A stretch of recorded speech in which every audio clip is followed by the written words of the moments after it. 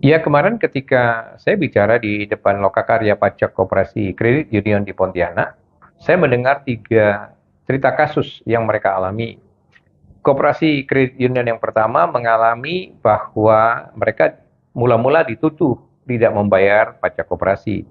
Kemudian datanglah mereka ke KPP dan meminta arahan, lalu mereka membayar 1% dan disetujui katanya.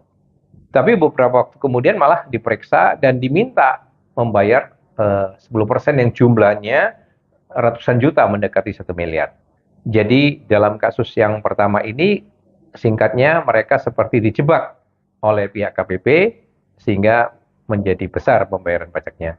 Kasus yang kedua dialami koperasi kredit union yang lain, yaitu mereka sudah punya konsultan mengisi SPT berdasarkan bantuan dari konsultan pajak itu, lalu malahan disarankan meminta pembayaran kelebihan pajak. Nah, ketika koperasi ini mengajukan permintaan pengembalian, bukan malah mendapatkan pengembalian, tapi malah diperiksa oleh aparat DJP pusat dan disuruh bayar juga ratusan juta, lebih dari kurang lebih 1 miliar. Ya.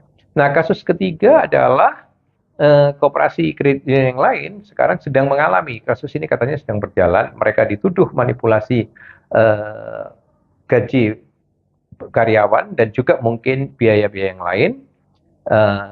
Jumlahnya mencapai 3 miliar. Ya, dan saya nggak tahu nanti kasus yang ketiga ini apa yang akan terjadi. Apa yang saya mau katakan, berdasarkan cerita-cerita itu, ternyata keawaman WP, khususnya WP Badan, tentang pajak, ternyata membuahkan malapetaka.